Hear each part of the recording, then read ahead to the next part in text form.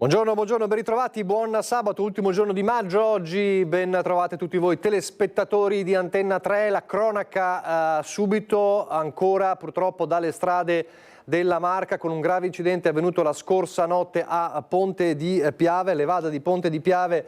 Lo schianto è avvenuto alle 2 lungo via della Vittoria, uno schianto che ha visto un'auto ribaltarsi e distruggersi, come vedete in queste immagini, ribaltarsi autonomamente, è finita appunto ribaltata. All'interno c'erano 4 persone, i vigili del fuoco sono accorsi assieme al SUAM 118 e ai carabinieri, 4 persone ferite, dicevamo, estratte dalle lamiere contorte. Il più grave, il conducente, è stato portato con l'elisoccorso all'ospedale di Treviso. Sul posto anche diciamo i carabinieri e anche il personale Enel, perché l'auto, come vedete, è finita anche con un quadro elettrico di distribuzione che è stato danneggiato dall'auto che si è ribaltata. Dunque il conducente grave in ospedale per questo ennesimo drammatico incidente lungo le strade della Marca avvenuto questa notte. E ieri la tragedia invece a Vittorio Veneto. C'è un paese, Colle Umberto, che è in lutto per la morte di Matteo Tomasi, 25 anni, ennesima vittima in moto schiantatasi contro un SUV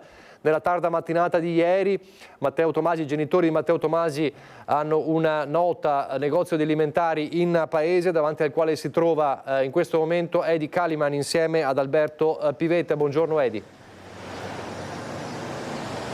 Buongiorno Nicola, buongiorno ai telespettatori. Come potrai vedere dietro di me il negozio della la CRAI, negozio di alimentari conosciutissimo in città, in paese, dove tutti i paesani vengono tuttora a fare la spesa, oggi chiuso per lutto. La famiglia di Matteo Tomasi, 25enne, avrebbe compiuto 26 anni ad agosto, non ha voluto parlare con noi perché è troppo il dolore per la morte così improvvisa del loro figlio, così appassionato di moto, appassionato di sport, appassionatissimo della vita. Ci hanno raccontato dai suoi amici che abbiamo sentito al telefono, un ragazzo sopra le righe ma con la testa sulle spalle, uno fuori con le carte, ci hanno detto testualmente gli amici che incontreremo tra pochissimo al campo sportivo dove lui giocava con la squadra del paese, il Collywood. Si allenavano al campo sportivo di Vittorio Veneto dove Matteo faceva il portiere. Era un grande appassionato di moto da pista e spesso andava al Mugello proprio per correre in pista. Nessuna gara, nessuna competizione, solo la sana voglia di rincorrere la sua passione. Rincorrere è la parola giusta, perché con tantissimi amici si muovevano insieme e andavano proprio nelle colline circostanti. Qui siamo in via Vittorio Veneto, la via appunto che porta verso il centro di Vittorio Veneto da Colle Umberto. Siamo nella frazione di San Martino e spesso vediamo e condivideva spessissimo anche le foto Matteo dei suoi giri in moto su cui aveva anche viaggiato per l'Europa, per l'Austria e la Germania. Era a bordo della sua KTM arancione di cui andava molto fiero, di cui postava tantissime foto anche appunto sui suoi social e ieri a bordo della sua auto in via Mattei nella zona industriale di Vittorio Veneto ha trovato la tragica fine, uno stop forse non rispettato. Le indagini sono ancora in corso per la dinamica, per appurare la esatta dinamica della vicenda. Una Mitsubishi Pajero a impattare contro l'auto. Ora bisogna capire le responsabilità, se su quel rettilineo stava correndo troppo forte lui, se questo stop dall'auto non è stata rispettata. L'auto era guidata da un 69enne rimasto pressoché illeso. Invece Matteo ieri, poco dopo le 12, l'impatto l'ha fatto sbalzare dopo per 10 metri, un impatto fortissimo al suolo che gli ha causato da subito gravissime ferite. Era arrivato anche Drago, l'elicottero, l'elisoccorso di Belluno, perché l'elisoccorso di Treviso era impegnato nel Vicentino per un altro incidente. L'elicottero che l'ha trasportato d'urgenza al Cafoncello di Treviso, dove ha subito ricevuto le cure, ma le sue condizioni sono parse da subito molto molto gravi, tant'è che nel tardo pomeriggio Matteo è spirato, non ce l'ha fatta, e oggi in questa via, la via che Alberto riesce ad inquadrarvi proprio dietro al via Raffaello. Vive la famiglia, viveva anche Matteo, che con i genitori abitava proprio dietro al supermercato dove lui aiutava l'attività di famiglia e dove tutti lo conoscevano. È un via vai di persone, di conoscenti, di amici per portare il cordoglio e la vicinanza ai familiari che ci hanno detto ripetutamente non hanno piacere di parlare con noi perché appunto il dolore è troppo grande. Nicola, queste le ultime novità e il ricordo degli amici di Matteo su chi era e le sue passioni, la sua volontà e la sua voglia di vivere. Da Colle Umberto, se non hai domande, con Alberto Pivetta ti restituisco la linea. Grazie di Caliman, grazie anche Alberto Pivetta. E poi un'altra giovanissima vita spezzata, quella di un 19enne, era rimasto coinvolto domenica sera in un incidente stradale a Cartura, è morto dopo 5 giorni di agonia. La speranza non era mai mancata, fino all'ultimo. Tutti avevano pregato che Nicoloberto potesse farcela, invece il 19enne padovano, coinvolto in un grave incidente stradale domenica notte insieme ad altri 4 amici, è morto dopo 5 giorni di agonia in ospedale. Lo schianto era avvenuto in via Cabianca a Cartura. L'auto su cui viaggiavano i 5 amici era uscita di strada, finendo contro un palo, contro un lampione e poi nel fossato. Le condizioni di Nicoloberto erano parse fin da subito disperate. Era rimasto incastrato nell'abitacolo. Gravi anche i 4 amici trasportati in ospedale. I medici hanno tentato il tutto e per tutto, ma il 19enne è morto dopo 5 giorni, lasciando nel dolore i genitori e il fratello. La famiglia ha consentito all'espianto degli organi. Studente dell'ENAIP di Padova, Nicoloberto avrebbe dovuto sostenere gli esami di maturità a giugno. Il ragazzo era molto attivo in parrocchia come educatore dell'Azione Cattolica. La sua morte avviene a pochi giorni da quella di Giovanni Bortoletti, 22enne di Rubano, morto anche lui in un incidente stradale nel fine settimana mentre stava tornando a casa in scooter con un compagno di università. La sicurezza stradale significa anche manutenzione delle strade. Nei giorni scorsi c'è stata la levata di scudi delle province per i tagli del governo. Ieri agli Stati Generali della Mobilità Sicura a Treviso è arrivata la notizia che il ministro Salvini ha convocato le province proprio per martedì. Io credo che sia stato un provvedimento, definiamolo nefasto, però con piacere oggi posso annunciare che è arrivata questa mattina una convocazione del ministro Salvini, che ha convocato sia il presidente di UPI e quindi sottoscritto che il presidente di ANCI ad un confronto già per la prossima settimana, per martedì della prossima settimana. Dietro fronte del ministro Salvini sui tagli del 70% alle province previsti dalla legge di bilancio e dal milleproroghe, fondi destinati alla sicurezza stradale. Dopo la levata di scudi dell'Unione delle Province Italiane è arrivata la convocazione a Roma per un incontro martedì. Credo che sarà un confronto sereno, leale, ma nel quale ribadiremo la necessità di ridarci queste risorse. Il compito nostro è fare in modo che quelle strade siano sicure, che non ci siano buche pericolose, che non ci siano muretti pericolosi, che ci siano guardrail idonei, e per fare questo dobbiamo avere quelle risorse necessarie che una volta le province avevano e che altre province, penso ad esempio quelle vicino a noi, tipo Trento, Bolzano, oggi già mettono a disposizione e che le altre province d'Italia non hanno. Tagli che per la provincia di Treviso nel biennio 2025-2026 significano 4 milioni e mezzo di euro in meno su un budget di 6 milioni e 400 mila euro, praticamente la pietra tombale sulla maggior parte degli interventi in tema di viabilità e sicurezza. L'auspicio è che nell'incontro di martedì si arrivi al ripristino dei fondi. È positivo che il Ministro ci abbia convocato martedì da una ricognizione che abbiamo fatto in provincia di Treviso, è il 100% l'importo delle risorse impegnate e l'83% è quello speso, e quindi significa che noi siamo capaci di calare a terra le risorse che vengono messe a disposizione. Evidentemente c'è stato qualche misunderstanding in termini di rendicontazioni, perché i numeri ci dicono che i soldi che vengono dati alle province vengono spesi. Allora adesso lasciamo la sicurezza stradale, parliamo però ancora di sicurezza. C'è un giallo a Vicenza in queste ore, una ragazzina di 16 anni che ha denunciato di essere stata aggredita, picchiata da una persona in città. Ci sono diversi punti oscuri nella ricostruzione, ci racconta tutto Daniele Garbini insieme a Simone Squarcina. Buongiorno Daniele. Buongiorno Nicola, buongiorno ai telespettatori. Sì, confermo, siamo in questo momento al Parco Fogazzaro, è il parco più ampio per raggiungere il centro di Vicenza, lì proprio dietro alle mie spalle in linea d'aria c'è Piazza dei Signori. Ecco, diciamo che la vicenda nasce da questa ragazzina che è finita in ospedale. Ecco, all'inizio c'è stato un contatto attraverso una chat di incontri tra lei e un ragazzo di colore, sembra, e tra i due siano poi decisi di incontrarsi proprio qui in centro. Si sono così incontrati, hanno avuto una buona relazione, dopodiché avrebbero deciso di appartarsi proprio in questa zona, una zona più abbandonata del parco, ricordiamo, e da lì probabilmente l'incontro doveva essere romantico, ma a un certo punto ha preso una piega che la ragazza evidentemente non ha gradito e che invece il ragazzo ha preteso poi probabilmente di arrivare a un atto sessuale. Ecco, è nata da lì lo scontro dei due, si sarebbero picchiati, e proprio a interrompere l'aggressione a quel punto è arrivata una pattuglia della polizia locale che ha bloccato e ha chiamato anche l'ambulanza del SUEM. La ragazza infatti aveva ricoperte di sangue, non si capisce se erano per le ferite riportate o anche per quelle che lei ha inflitto all'aggressore. Fatto sta che è arrivato in codice giallo al pronto soccorso di Vicenza e da lì è scattata poi la denuncia di questo fatto. Un fatto molto grave, ricordiamo, e tant'è che ne hanno proprio preso, poi se ne è fatto carico i carabinieri, che in questo momento stanno visionando le immagini proprio di videosorveglianza anche del parcheggio per tentare di ricostruire l'accaduto.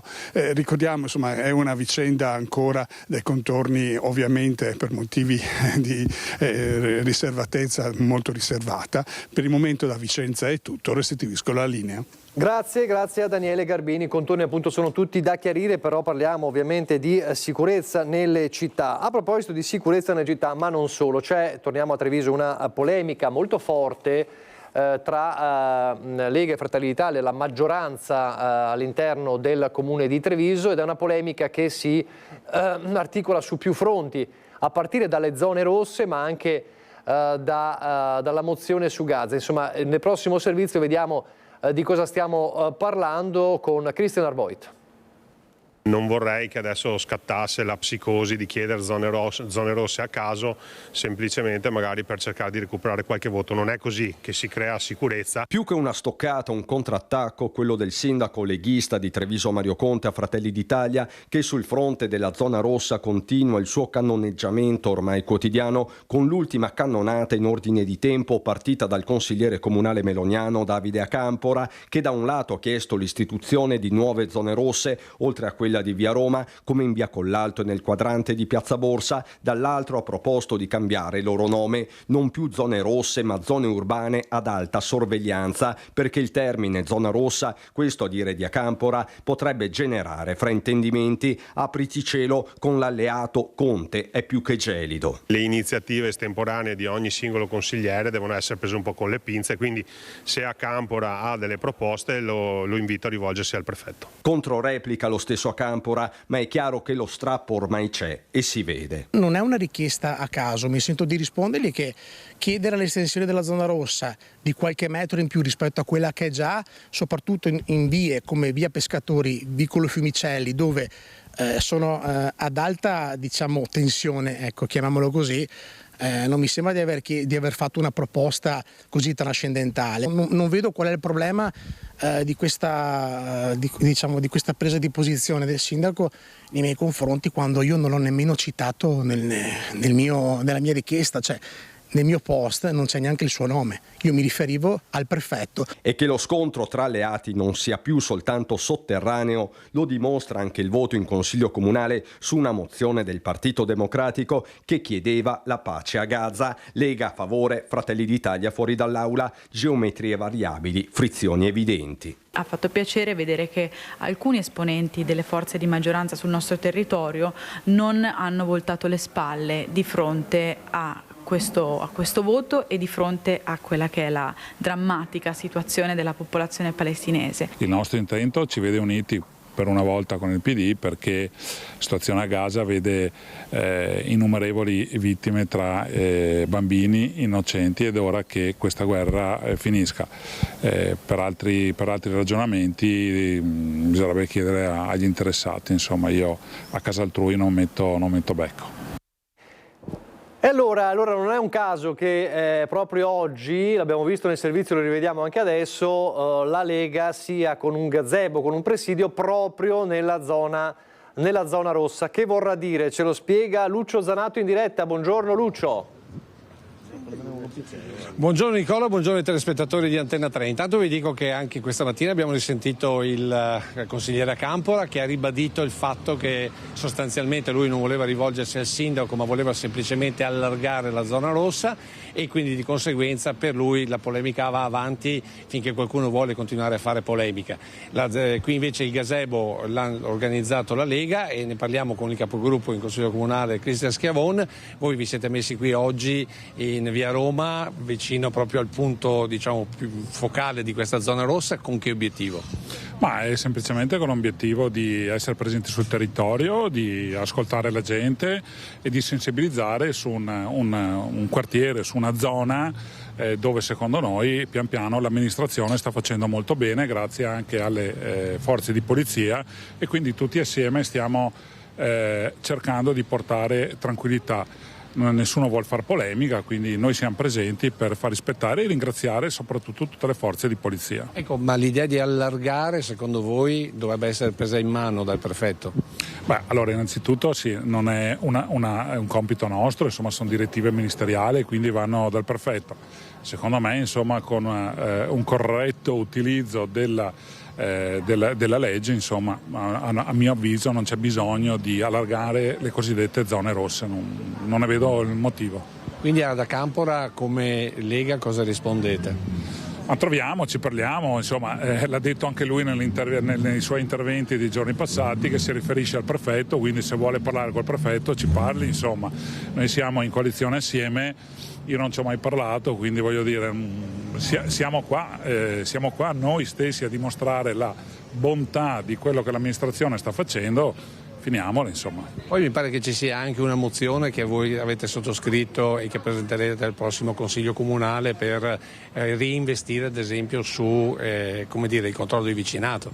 Sì, è una mozione che il primo firmatario è Nicola Toresan, nostro rappresentante anche in Consiglio Comunale, militante storico, ed è tutto propedeutico a far sì affinché l'amministrazione sia vicina alla cittadinanza, quindi tutti gli aiuti sono ben accetti, nessuna polemica, ma tutti gli aiuti devono arrivare nel territorio, nella città, affinché i cittadini siano tutelati. Ecco Nicola, devi sapere una cosa, che qui c'è la Lega ha anche promosso il rifacimento di quest'area con una telecamera, quindi maggiori controlli e quant'altro.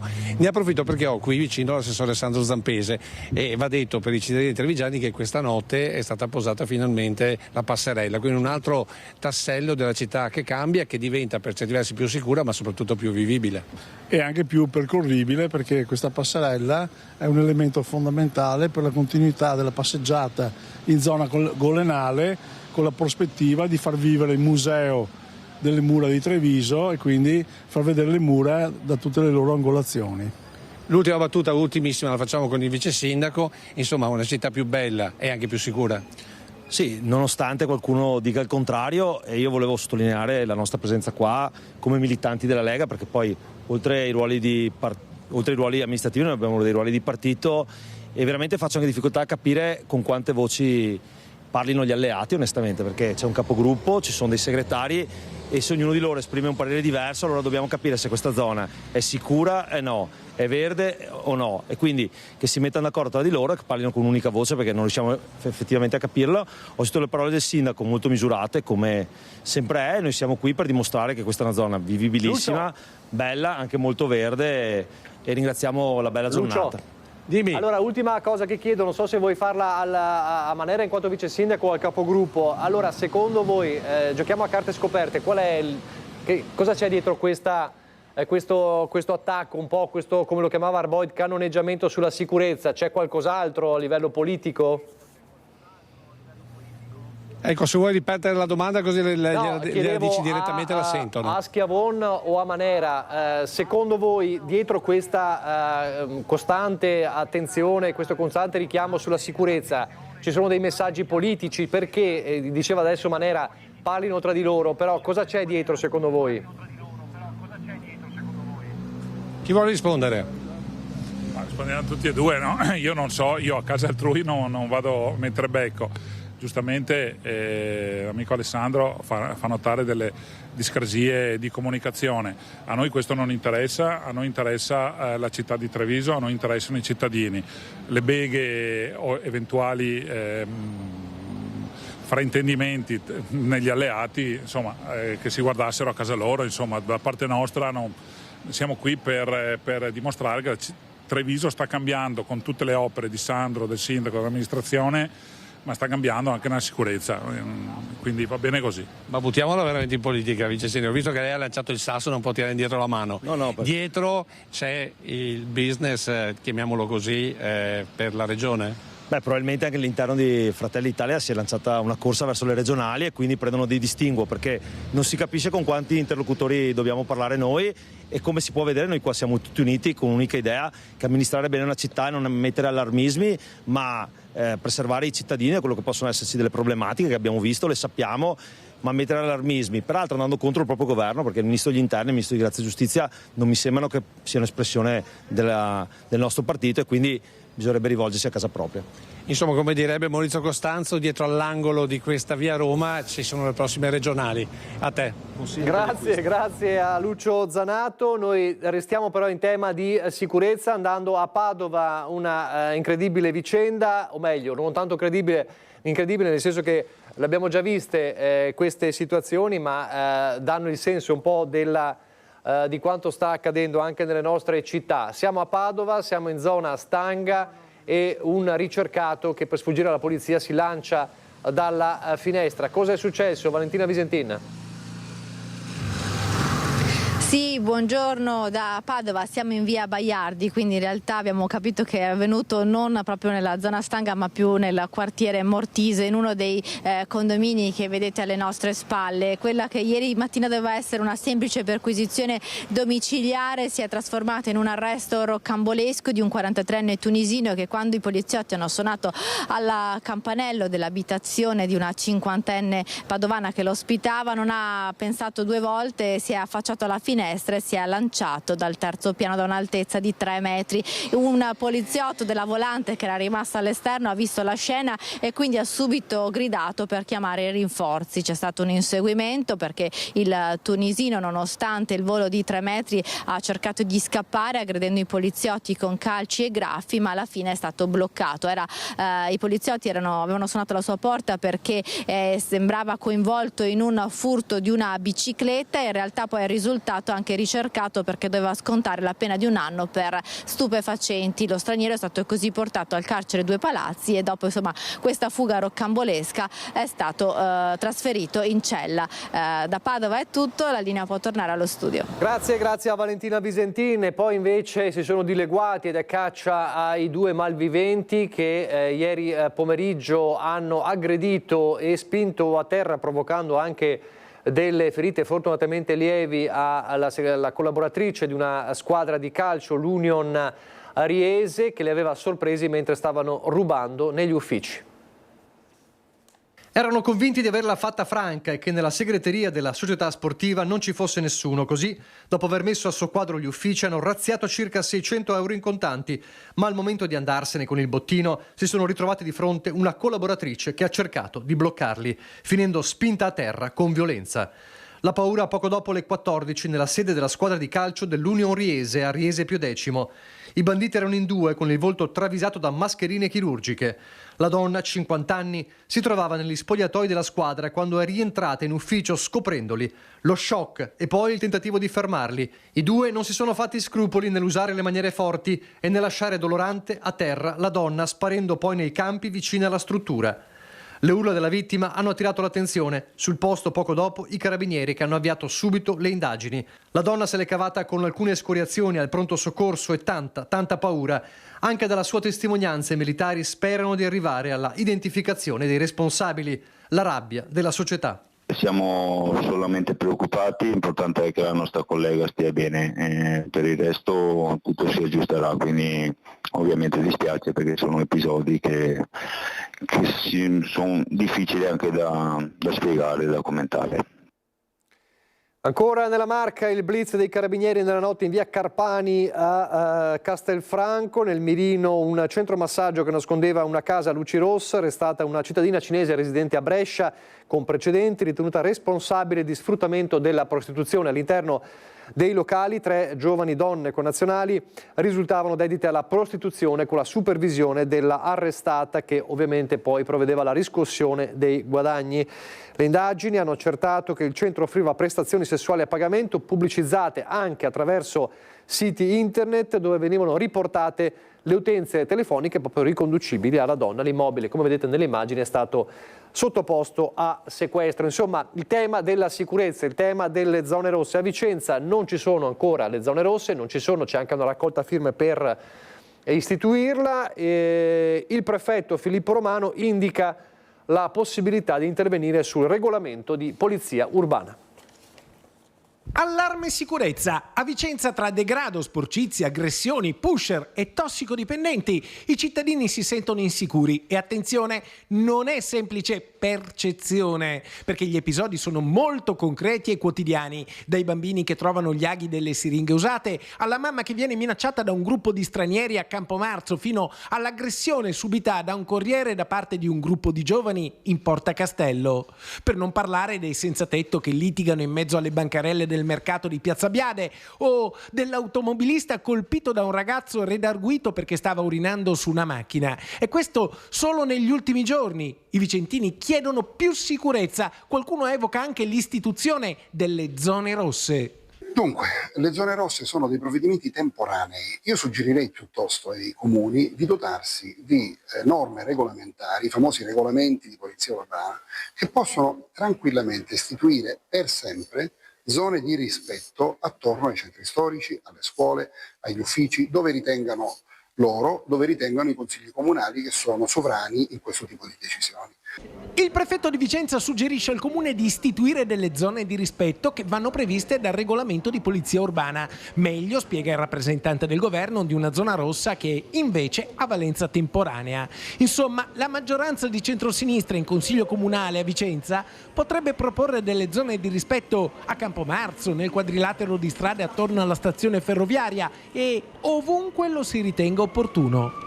Dopodiché noi eseguiremo naturalmente le indicazioni dateci come forze di polizia dai regolamenti di polizia urbana. Ricordiamoci, la zona rossa è temporanea, è una risposta immediata che può essere utile in certi casi. Io stesso ne ho istituite anche di sole 24 ore in occasione di alcune partite di calcio, ma non è una risposta definitiva. Insomma, ci vuole una risposta definitiva, con zone di interdizione e di rispetto nelle quali si può arrivare addirittura a interdire la presenza a personaggi con precedenti. Insomma, un giro di vita importante, una risposta che il comune può ancora dare ai cittadini. Io ho anche mandato ai sindaci un modello di regolamento di polizia urbana, si chiama così. E allora una possibilità per fare qualcosa di più per la sicurezza in effetti c'è. Il prefetto ne ha già parlato con il sindaco di Vicenza, ma non solo. Certamente con tutti i sindaci, e mi sono sembrati tutti molto interessati. E le zone di rispetto, l'ipotesi di zone di rispetto a differenza delle zone rosse trovano un appoggio anche dal centrodestra in consiglio comunale, come assicura l'ex sindaco Francesco Rucco. Le parole del prefetto a Rete Veneta dimostra che qualcosa si può fare per garantire la sicurezza in città. L'amministrazione Possamai ha gli strumenti, lo diciamo da tempo, basta che vengano attuati. Francesco Rucco, ex sindaco di Vicenza, oggi consigliere comunale targato Fratelli d'Italia, rilancia l'ipotesi di istituire delle zone di rispetto nei quartieri più colpiti da degrado e criminalità. Un'iniziativa che, assicura, riceverebbe l'appoggio anche del centrodestra. La modifica di regolamento di sicurezza urbana in città è una cosa facilissima da fare in pochissimo tempo e avrebbe anche il sostegno naturalmente dell'opposizione. Riteniamo necessario intervenire quanto prima, daremo sostegno a ogni tipo di iniziativa che possa risolvere i problemi dei nostri concittadini sul tema di sicurezza e degrado. Lavoriamo nelle prossime ore per avere queste risposte. Francesco Rucco, da sindaco, promosse la costituzione del NOS, il nucleo operativo speciale, e creò il distaccamento di polizia locale a Campomarzo. Oggi però serve di più. Il centrodestra continua a chiedere di equipaggiare gli agenti con bodycam e taser, e l'istituzione delle zone di rispetto potrebbe essere un altro passo avanti nella direzione della sicurezza. Ma la modifica del regolamento di polizia urbana è competenza del Consiglio Comunale, dove il centrosinistra è in maggioranza. La modifica del regolamento di polizia urbana è quanto mai necessario. Da noi non era stato fatto perché in quel momento storico non c'era quel tipo di esigenza, non c'era una situazione così grave sul tema della sicurezza e del contrasto al degrado. Avevamo fatto molte altre cose, molti altri interventi, soprattutto in termini di riorganizzazione della polizia locale e di dotazioni a sostegno del territorio e dei cittadini. La sicurezza e, come sapete, ci sono anche situazioni davvero incredibili. L'intervento delle ambulanze è fondamentale per soccorrere le persone in difficoltà. A Pordenone una storia davvero incredibile. I carabinieri hanno identificato e denunciato un uomo che a bordo della sua auto ostacolava e disturbava le corse delle ambulanze in città. Si indaga per capire se lo facesse, addirittura per postare questi video sui social. A bordo della sua Lancia Delta nera, in almeno 9 occasioni e in più punti della città di Pordenone, avrebbe deliberatamente ostacolato i mezzi di soccorso, tagliando loro improvvisamente la strada e addirittura fingendo di andargli addosso, per poi spostarsi all'ultimo momento, costringendo gli autisti a manovre repentine e ponendo in grave pericolo non solo i sanitari ma anche i pazienti. In alcune circostanze avrebbe anche fatto uso di un puntatore laser nel tentativo di accecare gli autisti dell'ambulanza. Un pordenonese di 43 anni con numerosi precedenti è stato identificato dai carabinieri e deferito in stato di libertà alla Procura della Repubblica di Pordenone per le ipotesi di reato di interruzione di pubblico servizio e violenza privata. Nella sua abitazione sono stati trovati un puntatore laser, un tablet e 2 telefoni cellulari contenenti registrazioni video realizzate dallo stesso indagato, in cui documentava le azioni di disturbo messe in atto nei confronti delle ambulanze. Le attività investigative proseguono per accertare l'eventuale commissione di altri episodi simili e per verificare se vi sia stata una diffusione dei video sulle piattaforme digitali o sui social. La violenza sulle donne, siamo nella bassa padovana, picchiava da anni la moglie fino a quando è stato attivato il codice rosso e sono intervenuti i carabinieri. Allontanamento dalla casa di famiglia e divieto di avvicinamento ai luoghi frequentati dalla moglie per un 37enne romeno residente nella Bassa Padovana, accusato di maltrattamenti in famiglia e lesioni nei confronti della donna a partire dal 2012. I carabinieri lo hanno rintracciato e gli hanno comunicato la decisione del GIP di Rovigo. Il provvedimento è arrivato dopo le indagini su ripetuti episodi di violenza fisica e psicologica in un contesto di gelosia e tensioni familiari. Nell'ultimo episodio i carabinieri hanno constatato personalmente i segni delle lesioni subite dalla donna, da tempo in un grave stato di ansia e stress, con l'attivazione della procedura di codice rosso prevista per le vittime di violenza domestica e di genere. Adesso ci separiamo per pochi istanti di pubblicità, poi ripartiremo dalle immagini commoventi dell'addio a Elisa Spadavecchia, la professoressa in pensione di Creazzo, morta nell'assurdo incidente a Cervia, travolta dalla ruspa in spiaggia. Ieri tantissime persone per l'addio. Ripartiremo da qui, subito dopo la pubblicità.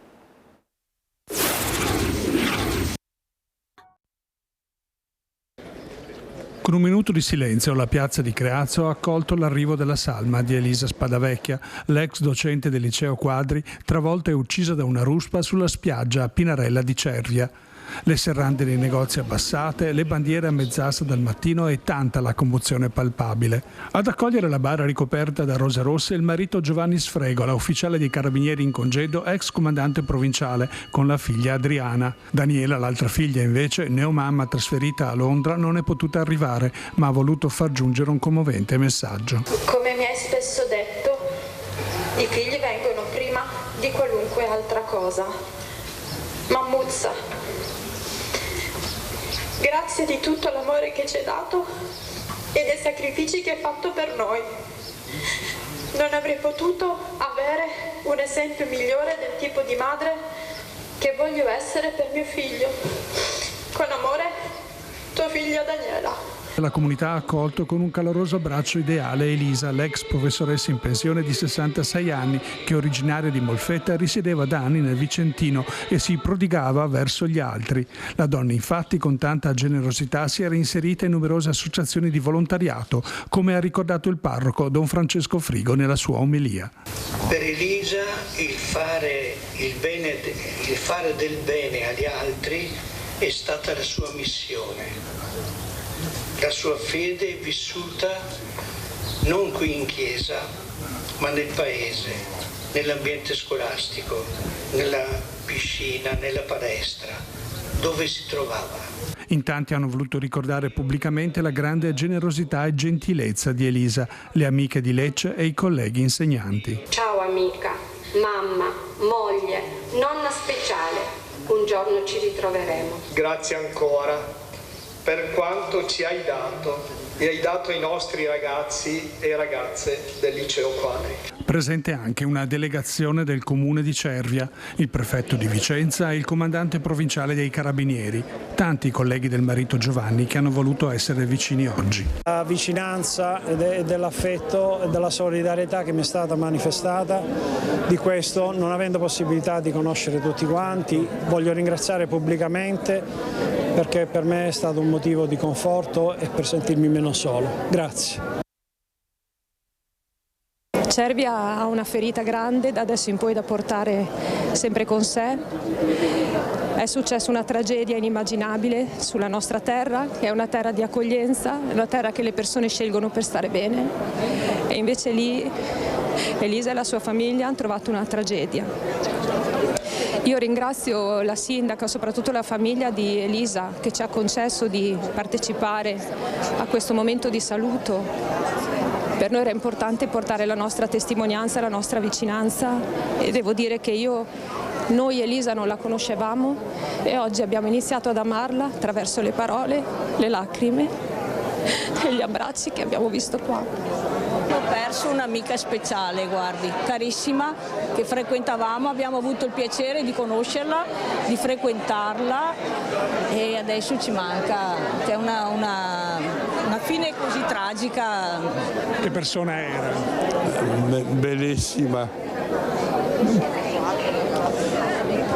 Non ci sono proprio parole per quello che è successo, siamo devastati perché era una persona bellissima e mia madre faceva anche un'attività di volontariato con lei, era una persona davvero buona, gentile. La partecipazione è stata immensa, una donna eccezionale, una famiglia meravigliosa. Le parole che hanno detto un po' tutti hanno toccato il cuore e io ho portato il saluto di tutta la comunità e dei 3 comuni Terre del Retrone. Ecco, basta guardarsi intorno per vedere l'affetto, la stima e l'amore che i cittadini hanno verso la nostra cara professoressa Elisa. Siamo rientrati dunque con il dolore e la commozione, avete sentito davvero le commozioni per l'addio a Elisa Spadavecchia. Restiamo sulla cronaca, torniamo a Padova, ricorderete l'omicidio di Michael Boschetto avvenuto a Villafranca Padovana un anno fa. Trovato dal padre della vittima un video nel cellulare del figlio registrato da Giacomo Friso, l'amico in carcere per l'omicidio. A poco più da un anno dal delitto di Michael Boschetto spunta anche un video che potrebbe essere la prova schiacciante contro il suo presunto assassino Giacomo Friso, che si trova in carcere in attesa del processo che dovrebbe iniziare a settembre. Le immagini, o meglio il selfie, è stato scattato con il cellulare di Boschetto dopo il suo omicidio avvenuto nel cortile della sua abitazione in via Gomiero a Villafranca Padovana. Durante l'aggressione il telefono era caduto a terra e Giacomo Friso lo ha preso. Gli inquirenti lo avevano sequestrato dopo il delitto, ma il consulente della procura procura non era mai riuscito ad aprirlo. Il cellulare era stato così restituito al padre della vittima. L'uomo, che conosceva il PIN, lo ha aperto e ha trovato il video e ha informato gli inquirenti. Nelle immagini Giacomo Friso si è ripreso dopo il delitto mentre pronuncia frasi senza senso. Il 34enne è accusato di aver inferto 4 coltellate mortali al suo amico d'infanzia Michael Boschetto, con cui aveva un rapporto turbolento. Per l'accusa ci sarebbero le aggravanti della premeditazione e dei futili motivi. L'indagine è stata chiusa, ma a settembre, quando inizierà il processo, il giudice potrebbe far inserire il video nel fascicolo come nuova prova contro l'imputato. Il delitto era avvenuto il 27 aprile del 2024, intorno alle 6 del mattino. Friso si era presentato a casa di Boschetto, c'era stata una colluttazione, poi era tornato nella sua abitazione, aveva preso un coltello e si era ripresentato in via Gomiero aggredendo a morte l'amico trovato pochi minuti dopo dalla fidanzata rientrata a casa dopo il lavoro. Friso era stato bloccato poco lontano da un poliziotto della questura di Padova fuori servizio che abitava vicino al luogo del delitto. Dall'omicidio di Villafranca Padovana al delitto di Castelfranco, con Badr Rouaji e Taha Bennani, 2 ragazzi originari del Marocco arrestati per l'omicidio di Lorenzo Cristea, che rimangono in carcere. È stato infatti rigettato il ricorso del riesame presentato dai legali dei 2 ragazzi, gli avvocati Fabio Crea e Fabio Targa. Le motivazioni dei giudici si sapranno fra 45 giorni. E poi c'è la violenta aggressione al 18enne Kevin Stangerlin a Maser, con le telecamere dell'area tra la chiesa di Maser e quelle di Coste che sono ancora al setaceo e caccia agli aggressori, e resta la paura in paese per un'aggressione che, come ha detto lo stesso Kevin, poteva capitare a chiunque. Abbiamo solo visto i lampeggianti verso quell'orario lì nella tarda sera e non ci siamo accorti di niente. Quindi carabinieri, ambulanze, avete intravisto questo dalle finestre? Sì, solo questo e basta. Non mi sembra una cosa normale che succeda e niente, sono rimasto un po' colpito anch'io, infatti. C'è preoccupazione a Maser dopo il pestaggio selvaggio di martedì notte con un 18enne Kevin Stangerlin aggredito da 4-5 giovani scesi da una Mercedes grigia, una violenza cieca avvenuta a ridosso della chiesa di Maser, con il ragazzo preso a calci e pugni che poi si è portato barcollando fino al centro della frazione di Coste, 2 chilometri di tragitto che lui stesso ha raccontato così ai nostri microfoni. L'ho chiamato subito perché il mio telefono non si era spento. Ed eri un po' scosso, tramortito. Cioè non ci ho pensato in quel momento. Cioè ho provato a fare alcuni cenni dalle auto che passavano, però andavano via tutte. Tutte le telecamere dell'area sono a setaccio, i carabinieri sono sulle tracce di auto e aggressori. Si deve capire se questi ultimi conoscessero la loro vittima. Kevin dice di no, di non aver riconosciuto nessuno. Insomma, una violenza ingiustificata, senza senso, che poteva capitare a chiunque. No, hanno visto che ero da solo, per cui era più facile picchiarmi, siccome ero solo contro 4-5 persone. Volevano vedere come reagivo e per poi picchiarmi. Quindi questo sostanzialmente, hanno colpito te ma avrebbero potuto colpire chiunque. Sì, poteva succedere anche un mio amico, magari un'amica anche, come poteva essere anche un adulto. A proposito di sicurezza e di violenza, lo avevamo raccontato nei giorni scorsi nel telegiornale del Veneto, la Polizia di Vicenza ha condotto al CPR di Milano per l'espulsione dal territorio nazionale il cittadino tunisino di 40 anni irregolare sul territorio nazionale che avrebbe minacciato una donna nel centro di Vicenza. L'uomo, entrato in Italia a Lampedusa, in Italia senza fissa dimora, si era unito nell'ultimo periodo a un gruppo di connazionali nei pressi di Viale dell'Ippodromo e mercoledì scorso aveva minacciato la donna di ritorno dal parco giochi con il figlio nel passeggino che era passata davanti al gruppo di stranieri. Credendo che lo stesse riprendendo con il cellulare, l'uomo le ha intimato di andarsene minacciandola di morte. Lo ricorderete, l'abbiamo raccontato. Ieri mattina dunque gli agenti hanno trovato il tunisino e lo hanno accompagnato all'ufficio immigrazione ai fini di verificare la sua posizione sul territorio nazionale, quindi riscontrata la sua irregolarità lo hanno espulso e accompagnato a Milano, dove verrà imbarcato su un volo diretto al suo paese d'origine. Andiamo a Venezia. La procura ha chiuso le indagini sulla vicenda che ha portato alla morte del 45enne di San Pietro in Volta, Mauro Modenesi, e diminuisce il numero degli indagati, meno pesanti i reati. La Procura della Repubblica ha chiuso le indagini e chiesto l'archiviazione per 2 medici dell'ospedale civile dei Santi Giovanni e Paolo di Venezia, dopo la morte di Bruno Modenese, il 45enne di San Pietro in Volta, deceduto nel settembre del 2023 e ritrovato dai familiari con varie fratture ed ecchimosi riportate durante il ricovero in ospedale. L'autopsia non è riuscita a chiarire con certezza le cause della morte.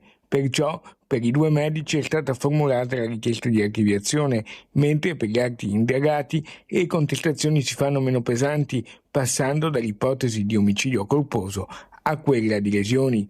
I familiari di Bruno Modenese, assistiti dagli avvocati Augusto Palese, Renato Arberini, Paolo Vianello e Gianluca De Biasi, hanno presentato immediatamente opposizione alla richiesta di archiviazione. Così l'avvocato Palese riporta la posizione della famiglia, ancora distrutta dal dolore. I familiari del compianto Bruno Modenese rispettano l'attività che sta svolgendo la Procura veneziana e rispetteranno sicuramente le determinazioni dei giudici che verranno coinvolti, ma intendono portare avanti ogni tipo di iniziativa volta all'accertamento della verità dei fatti. Oltre alla colluttazione ci sono anche i farmaci somministrati durante il ricovero in ospedale, finiti al centro delle indagini. Restano indagati un medico, 2 infermieri e anche ora una terza infermiera. Qui viene contestata la presunta ipotesi di favoreggiamento per aver cercato di difendere l'operato dei colleghi. Il caso comunque non è ancora chiuso. I familiari del povero Bruno hanno parallelamente formulato una richiesta risarcitoria nei confronti dell'Ulstra Serenissima, in quanto sono convinti, unitamente ai nostri consulenti, della riconducibilità del decesso di Bruno a responsabilità di tipo strutturale in ambito civilistico assicurativo. Resta grave uno dei 2 passeggeri, una delle 2 persone a bordo del biposto da turismo che è precipitato a poca distanza dall'aeroporto di Asiago ieri. È di 2 feriti, di cui uno grave, il bilancio dell'incidente aereo avvenuto a poca distanza dall'aeroporto di Asiago. I 2, turisti tedeschi di 61 e 73 anni, partiti da Düsseldorf in Germania, stavano sorvolando i cieli dell'altopiano a bordo di un Cessna biposto, quando il pilota ha avvertito che qualcosa non andava. Ha tentato di atterrare, ma poco prima di toccare terra la situazione è peggiorata, tanto che ha provato a recuperare quota. L'aereo a questo punto è andato in stallo, inutile ogni tentativo di manovra. Il velivolo è precipitato su un prato al di fuori dell'area aeroportuale e i 2 occupanti sono rimasti incastrati nell'abitacolo. Sul posto i vigili del fuoco di Asiago, i carabinieri della locale stazione, l'elisoccorso da Treviso e l'ambulanza dall'ospedale altopianese. I pompieri hanno lavorato a lungo per riuscire a estrarli dalle lamiere. Ad avere la peggio il più giovane dei 2, egli trasportato in codice rosso a Vicenza e ricoverato in terapia intensiva. Al San Bortolo è arrivato in ambulanza anche l'amico in condizioni meno serie, seppur avendo riportato diversi traumi. Sono in corso le indagini per capire le cause dell'incidente. Torniamo adesso a parlare dell'incendio, del vasto incendio di 2 notti fa, di 2 sere fa a Nervesa della Battaglia, al colorificio VIP, mentre si continuano a indagare. Si continua l'indagine per capire le cause del rogo. Tra le piste non si esclude nemmeno il dolo. C'è una buona notizia che arriva dall'ARPAV, perché ci sono stati le analisi sui campioni analizzati da ARPAV, anche quelli a terra, e sono risultati puliti. Pertanto, dice il Comune, possono considerarsi decadute tutte le restrizioni comunicate ieri, comprese quelle relative all'utilizzo di ortaggi, frutta e verdura.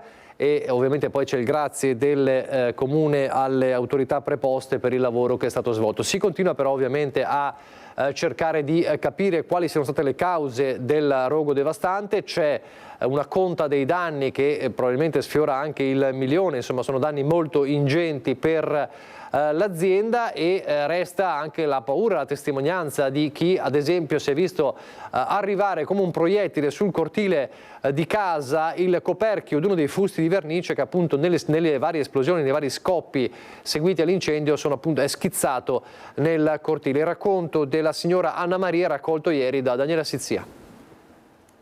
Come Come un proiettile è piombato prima sopra questa struttura e poi è finito a terra. Si tratta del coperchio di un fusto della ditta Vipe che si trova a decine di metri dalla casa della signora Anna Maria. Fortunatamente la donna in quel momento era dall'altra parte del cortile. Come un proiettile, se lo prende in testa qua, addio. Sono stati attimi di paura, ci spiega la donna, che appena sentito una serie di boati è uscita nel cortile. È certo che ho preso paura, perché ho detto qua prende fuoco dappertutto. Una roba pazzesca, non ho mai visto una roba del genere. Tra l'altro il fumo arrivava proprio verso di voi. Di qua, veniva di qua. Dopo quando sono venuti i pompieri è andato dall'altra parte, ma prima nero era tutto di qua. Intanto nella zona sono arrivati non solo i titolari e i dipendenti delle altre aziende, ma anche tanti cittadini che hanno visto il fumo e le fiamme da chilometri di distanza. Il fumo respirabile, nero, tossico forse anche, non so adesso. Avete chiuso tutto? Era già chiuso ancora da prima quando ho visto il fumo ho chiuso tutto. Sì, ma robe pazzesche. Una notata di paura per i residenti, qualcuno passa ora davanti all'azienda dove le fiamme hanno divorato il magazzino. E ieri l'abbiamo raccontato, c'è stata un'altra emergenza che invece ha riguardato una fuga di ammoniaca a Santa Maria di Sala ieri mattina. Tra le 350 e le 400 persone evacuate dalla zona industriale per questa emergenza che era nata da un'azienda che lavora carni, e un allarme iniziato poco prima delle 7 che è rientrato soltanto nel pomeriggio. Abbiamo svuotato quasi 350-400 persone che erano addette qui all'interno della nostra fitta e copiosa area industriale.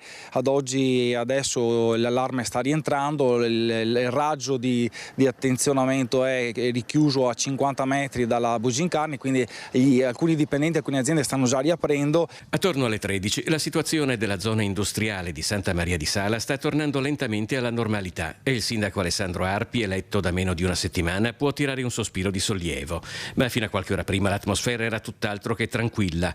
L'allarme scatta alle 7:15, un forte odore di ammoniaca si diffonde per via delle industrie. La fuoriuscita arriva dall'impianto di refrigerazione di un'azienda che lavora carne.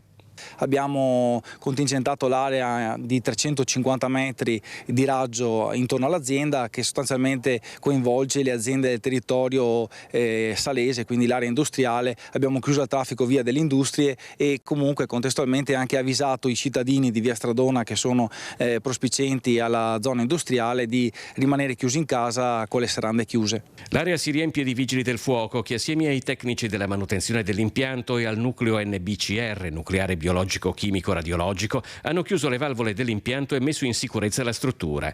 Il raggio della zona attorno alla Bugincarni, presidiata da carabinieri e polizia locale con l'ausilio della protezione civile, si riduce da 350 a 50 metri. Devo dire che comunque la rete di collaborazione con le forze dell'ordine, i nostri vigili del fuoco, la protezione civile, la polizia locale ha gestito al meglio l'emergenza e devo dire grazie, perché è stata una prima prova importante che ci ha dato anche l'opportunità di rispolverare i contatti e aggiornare anche gli enti preposti con i riferimenti della nuova amministrazione e quindi anche del sottoscritto. Da Santa Maria di Sala a San Biagio di Callalta, di nuovo nella Marca trevigiana, dove si indaga sugli ultimi istanti di vita del 63enne morto mentre stava lavorando su un capannone. Aperta un'inchiesta per omicidio colposo, indagati i titolari delle aziende coinvolte. Per il momento un atto dovuto. Intanto l'addio all'uomo, volontari di protezione civile a Zenson si terranno in Macedonia. L'ipotesi è quella di omicidio colposo e, vista la tragedia, difficile sarebbe procedere altrimenti. Dopo lo shock e le fasi concitate dei soccorsi, carabinieri e tecnici dello Spisal si stanno concentrando sugli ultimi istanti di vita di Mohamed Memiashowski, il 64enne macedone di Monastera, morto dopo un volo di 7 metri dal capannone sul quale stava effettuando dei lavori di manutenzione nella sede della Work Metal a Fagare di San Biagio di Callalta. Al momento sul corpo dell'ennesima vittima del lavoro non è prevista nessuna autopsia. La causa del decesso è chiaramente attribuibile alle gravi lesioni riportate nello schianto a terra. Nel registro degli indagati saranno iscritti come atto dovuto e a loro garanzia i titolari dell'impresa per cui la vittima lavorava, un'azienda familiare di cui era stato socio in passato e quella dove è avvenuto l'incidente. Non si vuole lasciare nulla al caso e capire se l'uomo avesse addosso i dispositivi di sicurezza e se il cantiere fosse a norma. Mohamed, padre di 4 figli, da 34 anni in Italia, lascia una famiglia distrutta e 2 intere comunità sconvolte, quella di Monastir, dove risiedeva da qualche anno, e quella di Zenson, dove era noto per il suo impegno nella protezione civile. Dai familiari si è recato il sindaco dallanese. Abbiamo manifestato la disponibilità nel caso in cui ci fossero dei problemi alla famiglia per supportarli in questo momento difficile, insomma. Da quello che mi hanno detto i familiari, loro giustamente riporteranno il loro padre in Macedonia, però ovviamente in questo momento c'è un'indagine in corso, quindi attenderemo anche, insomma, poi la famiglia attenderà l'esito, ma ripeto, nel momento in cui ci fossero dei problemi noi siamo qua. I volontari di Zenson a loro volta attendono la possibilità di dire addio al loro compagno di tante emergenze, magari con un saluto nella cella mortuaria del Cafoncello, prima che la salma di Mohamed, ottenuto il nulla osta, venga portata in Macedonia. Mi sembra il minimo nei confronti di Mohamed per quello che ha fatto anche per la comunità di Zenson di Piave. Allora adesso torniamo nel Vicentino per parlare dei danni del maltempo di aprile nella vallata del Lagno. I sindaci avevano chiesto al governo il riconoscimento dello stato di emergenza e martedì saranno ricevuti a Roma dal ministro Nello Musumeci. Vediamo questo servizio, poi la pubblicità e ripartiamo dalla politica in chiave regionali. Lo scopo dell'incontro è quello del riconoscimento dello stato di emergenza di rilievo nazionale, chiesto dalla Regione Veneto il 18 aprile, e quindi avere riconoscimento del quadro economico e anche delle deroghe che possano aiutare a intervenire senza i percorsi burocratici standard, in modo tale da poter risolvere in velocità tutti i problemi che abbiamo con le frane, gli smottamenti, la sistemazione degli argini. Martedì prossimo dunque sarà a Roma, a Palazzo Chigi, ricevuti dal ministro della Protezione Civile Nello Musumeci, la delegazione dei 7 sindaci della vallata del Lagno colpiti dall'eccezionale ondata di maltempo il 17 aprile scorso.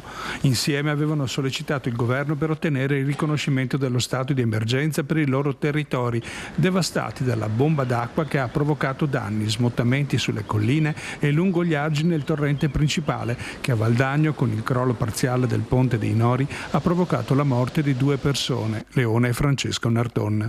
14 milioni di euro la stima approssimativa dei danni riportati al patrimonio pubblico nell'Ovest vicentino, ma la lista è decisamente più lunga. Porteremo l'elenco dei danni dei comuni che abbiamo già trasmesso alla Regione, a cui si aggiungono anche i danni del Genio Civile, della Consorzio di Bonifica, della Forestale e della Provincia, per un totale di circa 10 milioni di euro di questi enti.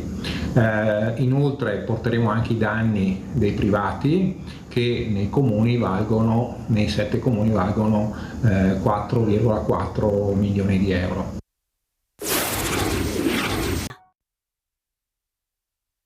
Sono tutte cose, supposizioni che leggo dai giornali, e quindi rispetto alla stanza dei bottoni direi assolutamente sono delle novità, perché noi di riunioni non abbiamo mai fatte. Dopodiché abbiamo un segretario regionale che è il segretario Stefani e uno nazionale che è Salvini, e vedremo di capire quali saranno le decisioni. Intanto dobbiamo capire quando si andrà a votare, perché a questo punto dobbiamo innanzitutto concentrarci sulla data del voto e capire quando, e dopo immagino che si decideranno a caduta tutte le altre cose. Ogni strada sembra politicamente aperta. Oggi più che mai Luca Zaia risponde sornione a chi gli chiede se davvero c'è allo studio una lista Lega Zaia con il nome Zaia a sostituire almeno in Veneto la dicitura Salvini Premier. Sarebbe questa una delle mosse sul tavolo in vista delle regionali d'autunno? Qualcuno starebbe lavorando pure al simbolo. La Lega è una sola, e dopodiché è ovvio che ci può essere una lista civica, ma quella fa parte di tutte le campagne che abbiamo fatto. Io in particolar modo ho sempre avuto una lista civica d'appoggio. Insomma, nel ribadire un concetto solo all'apparenza scontato, il Presidente dà comunque una notizia, quella che una lista civica con il suo nome è quasi inevitabile, eventualità che gli alleati di Fratelli d'Italia vedrebbero come fumo negli occhi, perché destinata a convogliare troppi voti dai partiti ufficiali. Lucida l'analisi di Dimitri Coin, segretario della Lega Trevigiana. Questo sarebbe il percorso ideale al quale tutti i leghisti in Veneto sono pronti. Vorrebbe dire interrompere un'alleanza in Veneto con il centrodestra, e queste scelte comunque devono essere fatte dalla segreteria regionale e dalla segreteria federale. Sullo sfondo la partita del terzo mandato, con le aperture arrivate anche da esponenti di Fratelli d'Italia, l'ultimo Ignazio La Russa al Salone Nautico. Troveremo una soluzione giuridica, ha detto il colonnello Meloniano, e seconda carica dello Stato, senza però circostanziare cosa e come. Vedo che di aperture ne abbiamo molte, ringrazio, però è anche vero che ad oggi noi abbiamo questa convocazione delle elezioni. Dopo, se accadrà qualcos'altro non glielo so dire perché non dipende da me. È bene ricordare che il Presidente della Regione in questa fase si dedica a fare in modo che tutte le partite che abbiamo aperte siano partite che portiamo avanti. Restiamo sulla politica. A Padova, in via Turazza, il sit-in ieri dell'eurodeputata leghista Anna Maria Cisint davanti al centro islamico, spesso al centro di polemiche per rumori e difficoltà con i residenti. È arrivato il momento di chiudere questo centro islamico perché è diventato invivibile viverci, è una zona residenziale, questo locale ha una destinazione d'uso commerciale, peraltro l'ho scritto e l'ho chiesto al sindaco, e quindi è impossibile riuscire a continuare a vivere, a rimanere, sono stati minacciati. L'europarlamentare leghista Anna Maria Cisint, nella sua mappatura dei centri di culto islamici non regolari in Italia, arriva anche a Padova, in via Turazza, dove dal 2012 c'è una difficile convivenza tra i residenti e i frequentatori del centro che viene utilizzato per la preghiera. Volume altissimo anche di notte durante il Ramadan, centinaia di persone all'interno, biciclette accatastate che bloccano il passaggio sul marciapiede. I residenti per questo avevano scritto anche al sindaco di Padova nel 2024 per chiedere un intervento per trovare un luogo alternativo. Il centro islamico di via Turazza, gestito dall'associazione Al-Ihma, utilizza gli spazi di quello che un tempo era un'ex galleria d'arte, quindi uno spazio commerciale. Per questo a Padova è arrivata l'europarlamentare leghista, ex sindaca di Monfalcone, che qualche settimana fa ha lanciato la sua battaglia contro i luoghi di culto abusivi e che non rispettano le leggi e i piani regolatori. E qui oggi la legge non è rispettata e questi cittadini non dormono di notte, hanno la preoccupazione di uscire e di entrare, non riescono ad entrare nei loro garage e soprattutto si dà un messaggio sbagliato, perché se l'Italia è ancora un paese di diritto, tutti devono rispettare la legge. Sul diritto di culto Cisint ha le idee chiare. Il diritto di culto è un diritto soggettivo, quando è collettivo deve soggiacere alla legge. Il diritto al lavoro è equivalente al diritto di culto. Non ho mai avuto da sindaco in 9 anni un estetista o un carrozziere che mi sia venuto a chiedere trovami un luogo dove andare a lavorare. Nello stesso tempo è necessario che queste azioni vengano svolte dalle associazioni che hanno natura privatistica e il culto non è tra l'altro un servizio pubblico. Quindi è giusto quello che dice, però ci sono i piani regolatori, ci sono le modalità possibili per ottenere dei luoghi adeguati. Adesso parliamo di imprenditoria femminile con i numeri che crescono, ma restano ancora stereotipi che spesso ostacolano l'accesso al credito. L'incontro alla Camera di Commercio di Padova per dare informazioni proprio alle donne imprenditrici. In 10 anni nel Padovano le imprese femminili sono cresciute di appena 2 punti percentuali, sono circa 18.000 e rappresentano il 21% della totalità. Il dato, anche se in crescita, è rappresentato da numeri ancora troppo contenuti. Come aiutare e agevolare queste imprese è la mission del Comitato dell'Imprenditoria Femminile della Camera di Commercio, che durante l'Open Day in piazza Zanellato a Padova ha cercato di far conoscere alle imprenditrici le opportunità di crescita. Uno degli ostacoli che le donne percepiscono è proprio l'accesso al credito o microcredito, che significa non soltanto difficoltà nell'avviare un'attività imprenditoriale, ma anche difficoltà poi a sostenerla, tant'è che anche la longevità delle imprese femminili è stimata essere inferiore a quella degli omologhi di sesso maschile. Il nodo centrale è quello dell'accesso al credito e ai finanziamenti, leva indispensabile per favorire la crescita delle imprese femminili, che nel 64% dei casi sono individuali. Difficoltà percepita più che reale di accesso al credito, perché l'abbiamo visto oggi parlando con 7 istituti di credito, quanto sia in realtà una percezione negativa da parte delle imprese femminili che nasce dalla mancanza di informazioni. E permettetemi di essere abbastanza sensibile su questo tema della cultura finanziaria, che è veramente diciamo che a margine di miglioramento in Italia e a Padova. La consapevolezza di poter accedere al credito nasce innanzitutto dall'informazione di poterlo fare. Particolare attenzione è stata rivolta anche alla formazione per prevenire la violenza di genere nelle imprese. Come si può riconoscere quando ci sono casi di violenza che possono avvenire sia nel luogo di lavoro ma anche poi violenza domestica. Nel terzo incontro invece ci focalizziamo sul dare gli strumenti a un gruppo ristretto di dipendenti che possono essere dei riferimenti che l'azienda vuole creare all'interno del suo staff, in modo tale che ci siano dei responsabili, delle figure che si occupino di ricevere, diciamo, le segnalazioni. Restiamo a Padova per parlare dell'estate di cantieri con le 2 nuove linee del tram. Ecco la mappa dei lavori che cambieranno la viabilità estiva della città del Santo. D'estate non si fermano i cantieri del tram, anzi con la fine delle scuole i nodi cruciali delle tratte SIR 2 e SIR 3 subiranno un'accelerata. Le ditte che effettuano i lavori hanno già organizzato i turni spalmati 7 giorni su 7 con orari anche in notturna. Per quanto riguarda la seconda linea, la SIR 3 da Volta Barozzo alla stazione, da giugno a settembre si apriranno i cantieri in via Falloppio davanti all'ospedale e in via Piovese.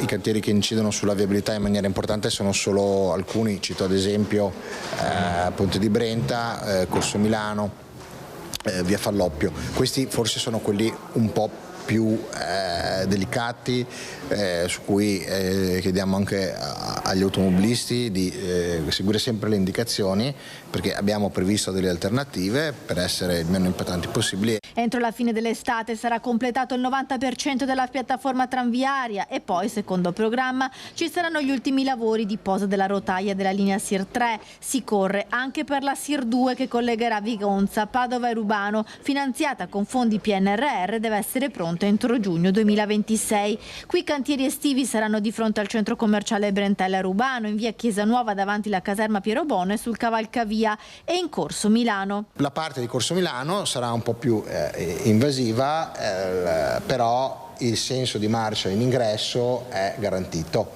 mentre per uscire bisognerà fare un altro percorso, però in un senso si potrà comunque venire. Per la linea SIR 2 i cantieri si apriranno anche nella parte nord, in stazione, che è il cuore della piattaforma Smart, in via Venezia, in via Einaudi per collegare il sito del nuovo ospedale, e a Ponte di Brenta nel tratto tra via Dante dei Nanni e piazza Barbato, tratto dove il tram andrà a batteria. Ma sarà un'estate di lavori anche per la vecchia linea Guizza Ponte Vigo d'Arzere, che si fermerà dal 1 luglio al 31 agosto. Sfruttiamo questo stop che è dovuto ai lavori per andare a revampizzare, diciamo, la linea attuale, e quindi contemporaneamente, siccome abbiamo un fondo del Ministero che dobbiamo spendere entro quest'anno, altrimenti sarebbero soldi sprecati, utilizziamo questi 2,8 milioni che abbiamo per rifare nuova quanto più chilometri possibili della linea attuale.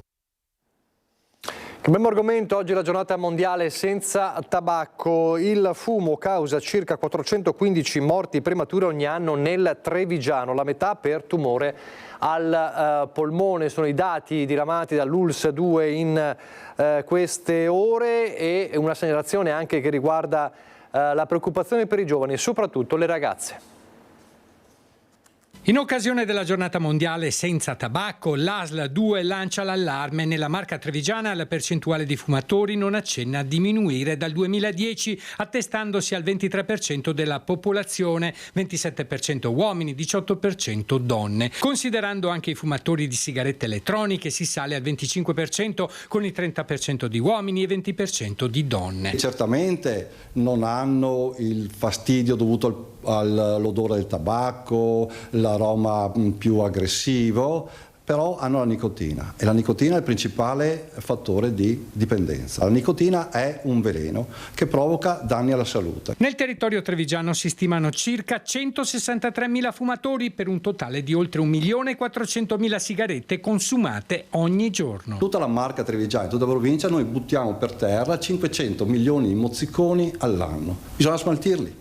e smaltirli costa e inquinano. Il fumo è responsabile di quasi il 15% delle morti premature, pari a circa 415 decessi l'anno, metà dei quali per tumore al polmone, con un forte squilibrio di genere, 350 uomini contro 65 donne. L'aspettativa di vita di un fumatore risulta inferiore di almeno 10 anni rispetto a un non fumatore. Le morti dovute al tumore al polmone, che è il tumore più diffuso, sono dovuti al tabacco. Noi morti premature, cioè persone nella nostra USC che muoiono prima di 80 anni, dovuti al tabacco sono circa 400 all'anno, vuol dire il 15%. 1 su 6 di chi muore prematuramente è perché ha fumato. Tra gli adolescenti la situazione è ancora più preoccupante. Fuma sigarette tradizionali il 28% delle ragazze e il 24% dei ragazzi. Includendo anche i dispositivi elettronici, le percentuali salgono rispettivamente al 32% e 26%. L'ASL 2 offre trattamenti gratuiti per smettere di fumare, con cicli da 5 a 10 colloqui personalizzati nell'arco di alcuni mesi. Tutti i SERD dei distretti propongono questi corsi a cui si può accedere prenotandosi e chiamando i numeri che si possono trovare nel nostro sito. Meglio dedicarsi decisamente alle attività salutari come andare in bicicletta, ed oggi si può fare anche nel tratto che collega Treviso a Quinto. È stata aperta ieri infatti la Greenway sul Sile. Abbiamo ricollegato di nuovo i borghi di Canizzano e Santa Maria del Sile con Quinto. Una volta qui c'era una passerella che adesso è chiusa, quindi tramite questa ciclabile abbiamo collegato le due comunità. Taglio del nastro per la nuova pista ciclabile Greenway del fiume Sile da borgo a borgo, un intervento strategico per la mobilità lenta inserito nel cuore del parco naturale regionale del fiume Sile. È un'opera che deve essere, io spero, l'inizio, che visto la Greenway del Sile, che dovrebbe arrivare fino alle sorgenti, quindi ci permetterà anche di implementare la nostra rete ciclopedonale per i turisti che preferiscono il turismo lento. Un tracciato di circa 2 chilometri realizzato da Veneto Strade che si sviluppa interamente all'interno dell'area protetta lungo il fiume Sile, collegando il capoluogo alla vicina Quinto. Si aggiunge dunque un'ulteriore via verde a quelle già presenti nel territorio. A Treviso Ostiglia l'abbiamo completata, sono 33 milioni di investimento, poi per le 5 ciclovie nazionali e 2 regionali che passano per il Veneto ricordo che l'investimento totale è di 157 milioni di euro. Abbiamo ovviamente fatto una buona attività di recupero dei fondi comunitari, possiamo dire che abbiamo almeno 1500 km di ciclovie che permettono ai veneti e ai nostri turisti di poter visitare quel Veneto che del resto sarebbe rimasto nascosto. Nonostante alcune polemiche sorte per i lavori che andavano a toccare aree soggette alla nidificazione di alcune specie di uccelli e per la vicinanza della via alla pista dell'aeroporto, la Greenway sembra possa ottenere il successo sperato, e sono tante ancora le opere che mancano in termini di viabilità lenta che il comune di Quinto vuole realizzare per valorizzare il territorio e le sue oasi naturalistiche. Una pista ciclabile che collega la frazione di Santa Cristina, quindi con Quinto, e che dovrebbe collegare tutti i punti di interesse storico e naturalistico del nostro territorio. Si va dalla Pala dell'Otto alla Osi Cervara, ai vari fontanili che sono in giro per il paese, alla Villa Ciardi, tutto quello che rappresenta storia e cultura del comune di Quinto di Treviso. Piste ciclopedonali anche per ovviamente incentivare il turismo ciclopedonale. A Venezia, cambiando zona, ne sanno qualcosa di turismo e cercano ovviamente da Venezia di tutelare la fragilità della città. In particolare un'associazione, Venezia.com, che anche spesso con provocazioni e ironia difende la fragilità di Venezia. Ebbene, Venezia.com ha compiuto 25 anni. Allora anche noi volevamo fare gli auguri a Venezia.com, che da 25 anni che si occupa del rispetto della nostra città, si occupa di denunciare tutto quello che succede. Ma denuncia cosa? Ma fai gli affari vostri! 14 novembre 2009 si celebra il funerale di Venezia. Un corteo acqueo coloratissimo e allo stesso tempo funebre percorre il Canal Grande. Si ferma poco distante dal ponte di Rialto, di fronte a Caffarsetti, e depone polemicamente una bara all'ingresso del comune. Una manifestazione senza precedenti. Mai il dramma dello spopolamento di Venezia, della scomparsa del suo tessuto sociale, era stato denunciato in maniera così forte e incisiva. così come gli spettri del futuro. Esattamente un anno dopo, nel 2010, denunciando una città disneylizzata, una festosa flotta di barche dà il benvenuto a chi arriva a Piazzale Roma e alla stazione. Benvenuti a Veniceland, parco a tema turistico. 14 anni prima che col contributo d'accesso lo facessero davvero, va in scena quella che allora appariva al massimo come una provocazione di fantasia. Un botteghino distribuisce biglietti per entrare a Venezia assieme a una mappa con le principali attrazioni. Chi poteva ideare due manifestazioni in grado di portare alla ribalta internazionale i problemi di Venezia? Venezia.com. Venezia.com. Venezia.com. Venezia.com. Venezia.com. Venezia.com. Venezia.com. Venezia.com. Venezia.com. Venezia.com. Venezia.com compie 25 anni, un quarto di secolo. 25 anni di iniziative, dibattiti, feste, provocazioni, goliardate, denunce, proteste, appelli, manifestazioni. Ad esempio, sul ponte della Costituzione, costato più di 11 milioni di euro, se piove si fatica a camminare perché si scivola, senza contare l'ovovia da quasi 2 milioni mai utilizzata. E Venezia.com manifesta in completo da montagna con tanto di sci ai piedi, un'altra azione che farà il giro d'Italia. Caro Oliver, c'era una volta Venezia.com. Ma ti sa perché dico c'era una volta? Perché si passa 25 anni. Dalla prima grande intuizione di Stefano Soffiato, che in un'epoca in cui i social non esistevano ancora, aprì su internet una finestra virtuale su Piazza San Marco, Venezia.com è cresciuta, è diventata un'associazione e soprattutto una protagonista importante della vita cittadina, sorretta da tante persone, soprattutto dall'infaticabile Matteo Secchi, pronta ad altri 25 anni di battaglie con e per Venezia. Comunque finio! Anche a me! Evviva Venezia.com, tanti auguri, ciao Fiori! Chi sei Venezia.com? Non state preoccupando, dopo ti spiego, dai, scappiamo! E adesso restiamo a Venezia, ma andiamo al Lido perché è arrivato il direttore della mostra internazionale d'arte cinematografica di Venezia. Alberto Barbera non dimentica l'appuntamento con la consueta nostra intervista esclusiva per le prime anticipazioni al prossimo festival, lo fa immancabilmente con Lorenzo Maier. È al Lido solo da poche ore, già in piena attività nel suo ufficio al Palazzo del Cinema, che è più che mai un cantiere. Il direttore dell'82esima Mostra Internazionale d'Arte Cinematografica di Venezia, Alberto Barbera, non dimentica l'appuntamento con la nostra intervista esclusiva. Rientrato dal Festival di Cannes in Francia, ecco le prime anticipazioni dal Lido sulla mostra che verrà in agosto.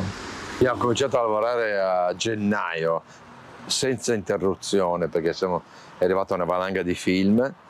Ho visto molti dei film che erano proposti allo stesso tempo anche a Cannes, quindi sto facendo due selezioni, una per Cannes e una per Venezia. Aspettiamo dei grossi film, ci sono molti film americani, ci sono importanti film francesi, un po' da tutto il mondo, qualcosa dal sud-est asiatico, qualcosa dall'America Latina, anche film italiani ovviamente, e quindi le prospettive sono di una stagione ricca. Sarà un red carpet colmo di star americane. Credo che il tappeto rosso quest'anno sarà affollatissimo, forse ancora più dell'anno scorso. Tanti americani, credo più dello scorso anno, perché Hollywood è stata funestata prima dal Covid, poi dai due scioperi e poi dagli incendi che hanno rallentato la produzione, però che invece è ripartita, e sulla carta i film americani sono tanti e sono molto promettenti. E sulla prossima conduttrice della mostra dice: datemi ancora un paio di settimane, stiamo mettendo a punto delle soluzioni, però non ci siamo ancora. Il secondo Leone d'Oro alla carriera verrà annunciato a breve, spero la settimana prossima. Il presidente di giuria è Alexander Payne, grande regista, più volte vincitore di Oscar, più volte nominato agli Oscar. Da Lorenzo Maier a Lorenzo Maier, perché spendiamo questi ultimi minuti della nostra prima edizione per un ricordo che riguarda il calcio. È morto un presidente storico dell'Inter, Ernesto Pellegrini. Stiamo vedendo la sua immagine dal sito dell'Inter che lo omaggia con questa foto e anche con un messaggio della società. Ci ha lasciato il presidente Ernesto Pellegrini, per 11 anni ha guidato l'Inter con saggezza, onore e determinazione, lasciando un'impronta indelebile nella storia del nostro club. FC Internazionale Milano e tutto il popolo nerazzurro si stringono attorno ai suoi familiari. Era nato a Milano nel 1940, questa è un'immagine storica, presidente dall'84 al 1995, presidente che ha portato all'Inter 2 Coppe UEFA, ma soprattutto lo storico scudetto del 1989 con Trapattoni in panchina, l'Inter dei tedeschi per intenderci, e proprio Lorenzo Maier lo conosceva molto bene, peraltro amava molto Venezia e il Veneto, Ernesto Pellegrini. È così, Lorenzo, buongiorno. Buongiorno Nicola, a te e ai nostri telespettatori. Sì, è una giornata triste per me, certamente una giornata triste per il calcio italiano, il calcio internazionale. È mancato, come dicevi, purtroppo questa mattina Ernesto Pellegrini. Fa particolarmente piacere che possiamo ricordarlo anche attraverso le nostre emittenti, perché lui era legato a Venezia, anche se non veniva spesso, era legato per ovviamente le sue attività imprenditoriali, ha gestito per decenni con la Pellegrini le mense delle assicurazioni generali, in particolare a Mogliano Veneto. E a Mogliano Veneto Ernesto Pellegrini volle portare l'Inter pochi giorni prima che si laureasse campione d'Italia, perché l'Inter, appunto, di Trapattoni disputò a Mogliano Veneto un amichevole che forse in pochi ricordano, anche perché allora io ebbi la fortuna di andare, ma la partecipazione era solo per invito, perché il campo di Mogliano era molto piccolo, e l'Inter venne qui perché appunto Pellegrini nell'89 aveva appena inaugurato la sua produzione con la mensa delle assicurazioni generali di Mogliano. La Pellegrini è ovviamente una tra le aziende più importanti del mondo, ha dipendenti in tutti e 5 i continenti, e Ernesto Pellegrini con Valentina, con sua moglie Ivana,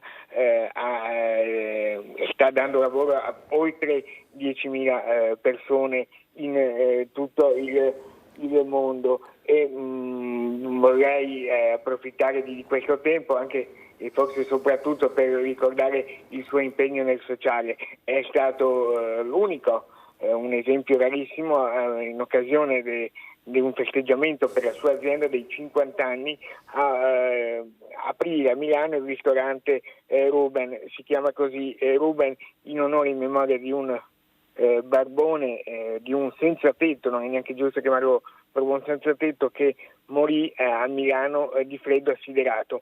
Poi Ruben, che servì con il suo lavoro la famiglia di Pellegrini, che era all'inizio una famiglia povera, non stiamo parlando appunto di Pellegrini, di come poi l'abbiamo conosciuto nel mondo dello sport e dell'imprenditoria, e morì di stenti. Allora Ernesto ha voluto con la sua famiglia creare prima una fondazione, appunto la fondazione Ernesto Pellegrini, e poi aprire questo ristorante che ogni sera dà continuativamente a Milano sforna 300 pasti per i senza tetto, che per una questione di onore pagano la cifra simbolica di €1. I bambini mangiano gratis. Ecco, è uno dei tanti, ma potrei citarne a centinaia di questi episodi, di queste azioni che lui ha saputo compiere a favore della città.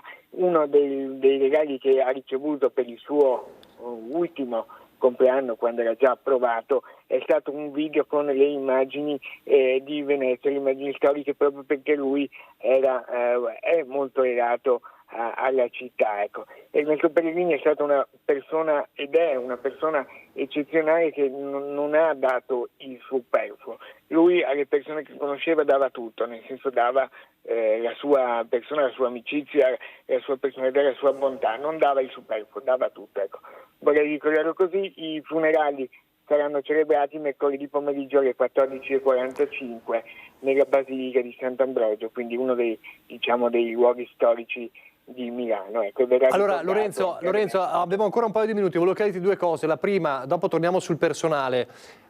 Sportivamente parlando, un presidente importantissimo con lo scudetto dei record, magari spesso nella storiografia dell'Inter un po' in ombra, perché tra due figure come il Moratti padre e poi il Moratti figlio, con i successi che sono avvenuti, prima c'era stato Ivanò e Fraizzoli, però davvero un presidente molto, molto amato, certo, anche per quello scudetto, no? E aggiungerei, Nicola, un'altra cosa, un presidente che ha guidato l'Inter nell'epopea massima del Milan berlusconiano. Certo. Anche questa è stata una situazione che, tra virgolette, ha gettato un po' di ombra, perché appunto il Milan berlusconiano è il Milan che ha vinto tutto, e per cui anche in questo, diciamo, non è stato fortunato da questo punto di vista. Però mi piace ricordare anche che c'è sempre stato un grandissimo rapporto proprio tra Ernesto Pellegrini e Silvio Berlusconi di amicizia, di stima reciproca, come si è visto anche